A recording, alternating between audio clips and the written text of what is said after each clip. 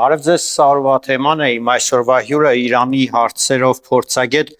Փույա Հոսեյնին է, բարև ձեզ, պարոն Հոսեյնի, շնորհակալ եմ հրավերս ընդունելու համար։ Նույնպես է շնորհակալ։ Պարոն Հոսեյնի, նախ սկսենք Իրան-Իսրայել այս վերջի պատերազմի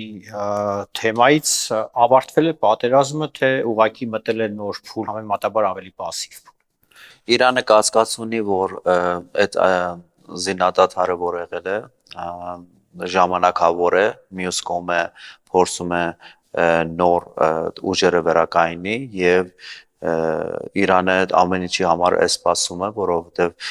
մի քանի անգամ մենք տեսել ենք անվստահությունի մթնոլորտ Իրան եւ հակառակորդների կողմից մենք բանակցությունների գործընթացների մեջ ենք 6-րդ փուլը պիտի տեղի ունենա, որպեսզի ոնց որ այդ պատերազմը տեղի ունեցավ Իրանը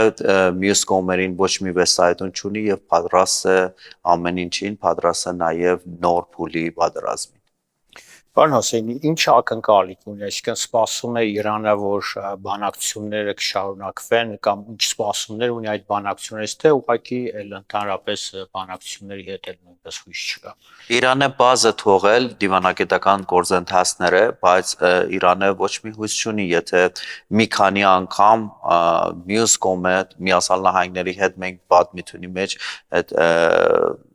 5 ուժի հետ միջուկային ծրագրի շուրջ համաձայնագիր կենքեցինք, նաև Միացյալ Նահանգները մաս ներկազմում այդ համաձայնագիրի մեջ եւ Թրամփի ժամանակ ինքը դուրս եկավ եւ նոր Թրամփի վարչակազմի ժամանակ նորից ինքը ուզեց որ բանակցի Իրանի հետ, մենք բանակցությունների մեջ էինք, որ ինքը թույլ տվեց Իսրայելին, որ հարձակվի, նաև աջակցեց, նաև կանաչ լույս ցույց տվեց եւ ամեն ինչով աջակցեց Իսրայելին, նաև ներգրավեց պատերազմի մեջ Իրանի դեմ,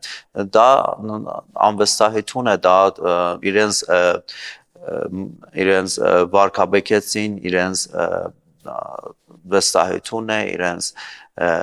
ամեն ինչը դիվանագիտություն է եւ ամեն ինչը իրանց հետ որ մենք կարողանանք ինչ-որ հարցերը լուծենք վստահությունի մթնոլորտ չկա դիվանագիտությունի մեջ, որ մենք այդ ճանապարհը կենանք եւ բարձ չի ինչ է կատարվում, Իրանը իր կարմիր գիծերը պահպանում է եւ պատրաստ է պաշտպանել ամեն ինչով իր երկիրը, իր իրավունքները եւ իր կարմիր գիծերը։ Պարոն Հոսեյնի, այս պատերազմը փոխեց ինչ-որ բան Իրանի ներքաղաքական կյանքում, որովհետեւ շատ էր խոսում, որ նաեւ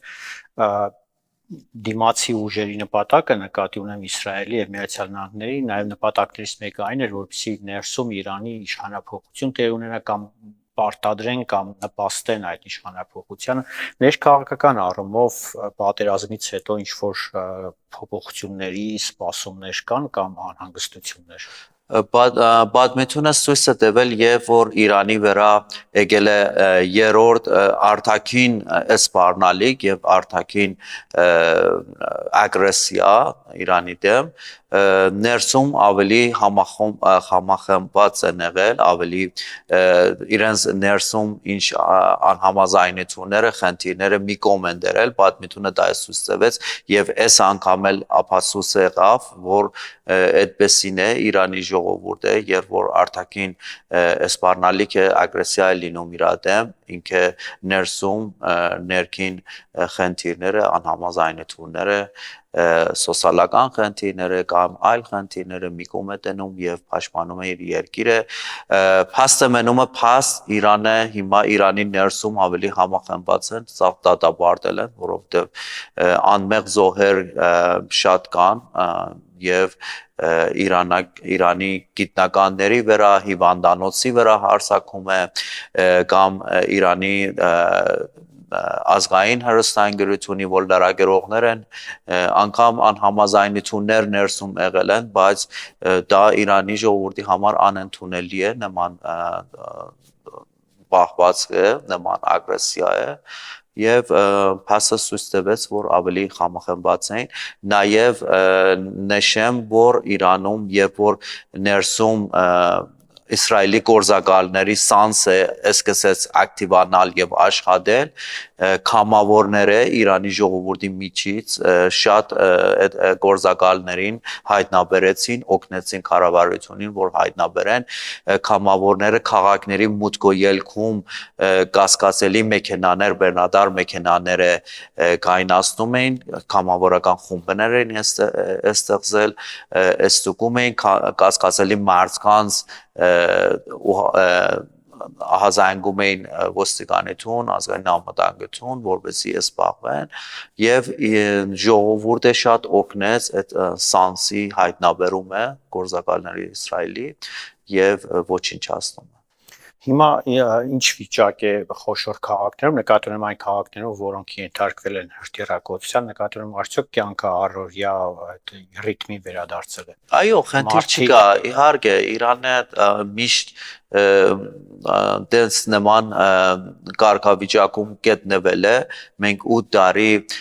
Իրան-Իրաք պատերազմի պատմություն ունենք եւ 30-40 տարի զաներ աննախադեպ պատժամիջոցների տակ են եղել, մեկուսացված են եղել ամբողջ աշխարհից եւ այդ ներուժը մենք միշտ կետել ենք, որ 0-ից սկսենք եւ մեր երկիրը շնացնենք եւ կարողանանք վերականգնենք մեր ուժերը եւ մեր հնանավորությունները։ Պարոն Հոսեյնի, անդրադառնանք Հայաստանում Իրանի դեսպանի վերջին հայտարարություններին, որը ինչ-որ առումով որոշակի աղմուկի պատճառ դարձավ, հատկապես Ադրբեջանում։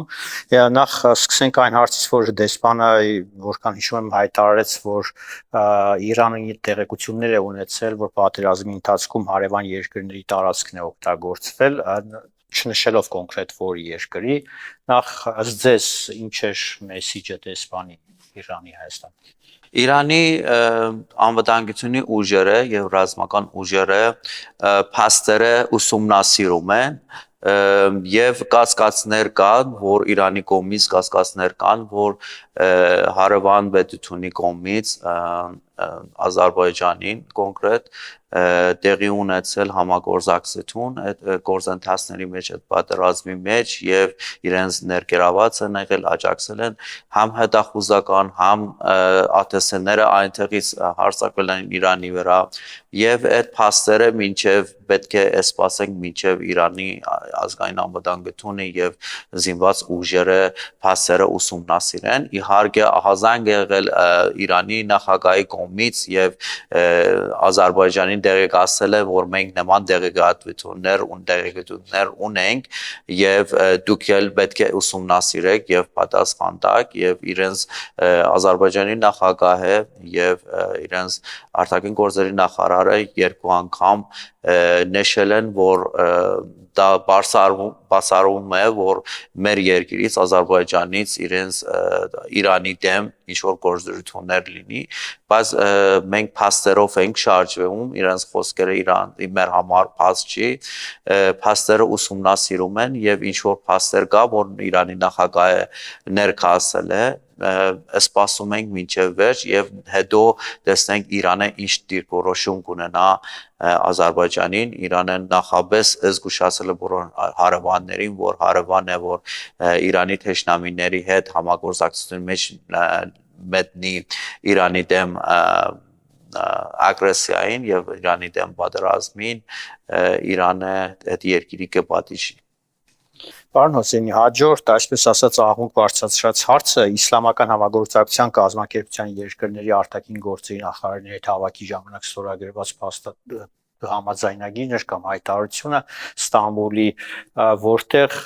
ըստ որոշ տեղեկությունների կային հակահայկական կետեր, մասնավորապես Ադրբեջանի կողմից առաջ քաշած եւ որի տակ ստորագրել էր նաեւ Իրանը, ճիշտ է, ԱԳՆ խոսնակը, եթե չեմ սխալվում, պարզաբանեց, բայց այդուամենայնիվ ինչպես կմեկնաբանեք այդ Իրանի կողմից այդ փաստաթղթի ստորագրումը։ Նախ պետք է նշենք, որ այդ ժամանակահատվածը, որ այդ համագործակցությունը եւ այդ բանաձևը ստորագրելու ուրեմն տեղի ունեցավ Իրանի դեմ սանձրազերծած պատերազմներ եւ բոլոր երկիրները աջակցում են հենց այդ բանազևի մեջ կան, որ դատապարտում են Իրանի դեմ ագրեսիա եւ ինչ որ վերջին գործողությունները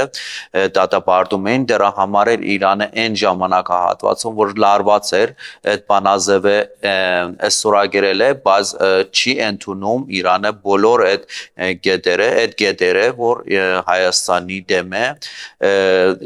Իրանի արտաքին գործերի նախարարը հենց դրա մասին խոսել է, կոնկրետ ասել է, որ ինչ որ բանազևներ ընդունում են, չի նշանակում, որ բոլոր այդ երկիրները, որ մասն են կազմում այդ կազմակերպությունին, բոլոր գետերի հետ համաձայն են եւ փաշունաբես Իրանը մերժել է նման գետին եւ Իրանը անընդունելի համարել նման նեգերդումները Հայաստանի տարածքային ամբողջականությունի դեմ եւ փաշունաբես բարձաբանություն ադեվել, որ Իրանը դեմ է այդ գետին եւ Իրանի դեսպանը նշել է, որ միայն մի արևմուտքային Ադրբեջան գոյություն ունի աշխարհում, դա էլ Իրանի ռայոններից մեկի անուն է եւ ինքը էլ նշել է, որ նման գետը Իրանի համար անընդունելի է։ Բարձ է, որ այդ գետը Իրանը մերժում է եւ համաձայն չի այդ գետի հետ։ Պարոն Հասենի, վերջին շրջանում Հայաստանը փորձում է կարգավորել հարաբերությունները Թուրքիայի հետ, համենայն դեպս որոշակի շփումներ կան, նույնիսկ ամենաբարձր մակարդակով, գիտենք, որ Փաշինյանը եղավ Ստամբուլում, հանդիպում ունեցավ Էրդողանի հետ, ընդհանրապես Իրանում ոնց է նայում հայ-թուրքական հարաբերությունների բարելավման կամ կարգավորման հեռանկարին։ Թուրքիայի Իրանի համար մեծ տարածաշրջանում մերձավոր արևելքից մինչև հարավային Կովկաս մեծ մերձակից է եւ այդ մերձակցությունը շատ խորը արմատներ ունի, Իրանը լուրջ հակասություններ, շահերի հակասություններ ունի Թուրքիայի հետ, Թուրքիայի դիրքի մեծացնում է տարածաշրջանում հարավային Կովկասից սկսած մինչև մերձավոր արևելքում բերում է Իրանի դիրքի թույլատնում է, Իրանի դիրքի ուժեղացնում է, բերում է Թուրքիայի դիրքի թույլատնում է։ Պայքարի մեջ ենք, մենք տեսանք, որ մերձավոր արևելքում, երբ որ Իրան եւ Իրանամետ ուժերը, դիմադրական ուժերը արձակատման մեջ էին Իսրայելի հետ, այն ժամանակահատվածը, որ Սիրիայում անվտանգությունի վակյում էր, խնդիրներ կային, Իրանը սպառված էր Իսրայելով, այդ Թուրքիայի օգտագործել իրենց աջակված ուժերը մետան եւ Սիրիայում եւ Ասադի ռեժիմը տապալեցին, այսինքն նման պայքար կա Իրան եւ Թուրքիայի մեջ, Թուրքիայի այդ հարցում, Սիրիայի հարցում Իրանին մեջքից խփեց եւ Իրանը չի մոռանում, դրա համար էլ շատ մտահոգված էր, որ նույն սցենար ունենային հարավային Կովկասում, երբ որ Իրանը սպառված լինի էլի պատերազմով, ավելի ցուրտ դիրքում լինի, իրեն փորձեն Զանգեզուրի միջանցք իրականացնել Ադրբեջանի հետ, դրա համար շատ զգուշացել էր կողմերը, որ առիթից չի օգտվեն,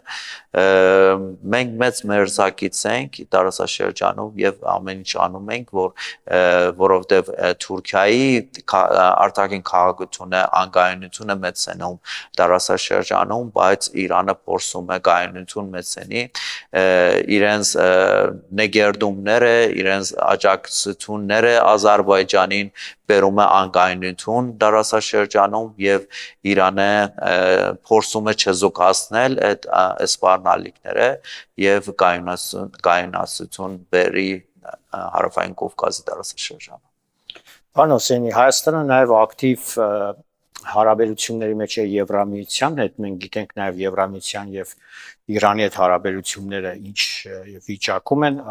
այդ հարցին ինչպես են նայում, հաշվառնելով, որ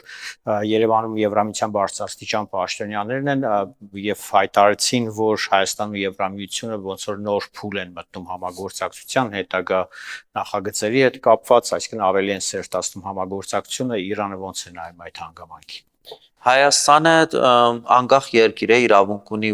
որ երկրի հետ որ ուզենա հարաբերություններ ստեղծի, այդ սկզբունքները Իրանը հաշվի է առնում, բայց եթե այդ համագործակցությունները լինեն Իրանի դեմ, դա Իրանի համար անընդունելի է, Իրանը դեմ չի Հայաստանը որևէ մի երկրի հետ հարաբերությունները ստեղծի իր զարգացման համար, իր անվտանգությունի համար, բայց սկզբունքը դա է, որ Իրանի դեմ չի պիտի լինի եւ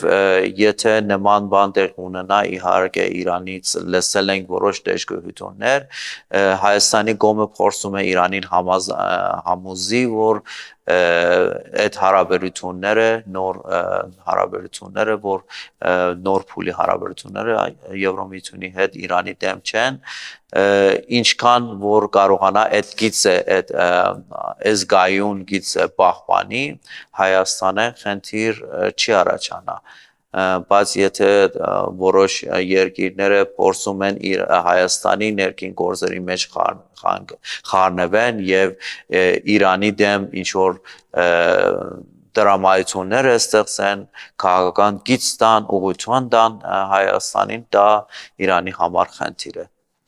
Պարոն Ասեն, ընդհանրապես Հայաստան-Իրան հարաբերությունները ինչպես կմեկնաբանեք, մենք գիտենք, որ երկու պետությունները քաղաքական առումով ճիշտ է դրական հարթակի վրա են, դրական հարաբերությունների մեջ են, բայց այդուամենայնիվ ինչ որ հեռավորություն կա այս երկրների միջև, ինչով է դա պայմանավորված, ձեզ ինչն է խոչընդոտում ավելի սերտ համագործակցության համար Իրանի ու Հայաստանի միջև։ Մենք մեծ պոտենցիալ ունենք, հազարամյա բարեկամներ ենք, մեծ պոտենցիալ ունենք, որ շատ ավելի շատ ներկայիս իրավիճակում մենք տարբեր ոլորտներում հարաբերությունները զարգացնենք, հիմա կարանք ասենք, որ զարգացման ուղի է, զարգացման փուլի մեջ ենք եւ բայց թեմպը շատ դանդաղ է, տնտեսական առումով ես կարամ ասեմ, որ 300 միլիոն դոլարի տարեկան շրջանությունից մենք հասել ենք 700 միլիոն դոլարի սահմաններում, չափ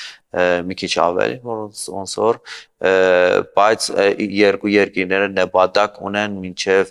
առաջին 1 միլիարդ դոլար, հետո 3 միլիարդ դոլար այդ առևտրաշրջանությունը հասնեն, Հայաստանը ԵԴՄ-ի անդամ է եւ մենակ երկիր է, որ Իրանի համար մենակ երկիր է, որ Իրանի հետ սահմաններ ունի, սահմակային սահման ունի ԵԴՄ-ի երկիրներից եւ Իրանը վերջերս ընդունել է ԵԴՄ-ի հետ համագործակցությունը մաքսային առումով շատ շահավետ է, որովհետև 87%-ի չափ զրոանում են մաքսագեները Իրան եւ ԵԴՄ երկիրների միջև, դա մեծ հնարավորություն է տնտեսականապես եւ նաեւ Հայաստանը կամուրջ է Իրանի համար դեպի եվրոպական շուկաները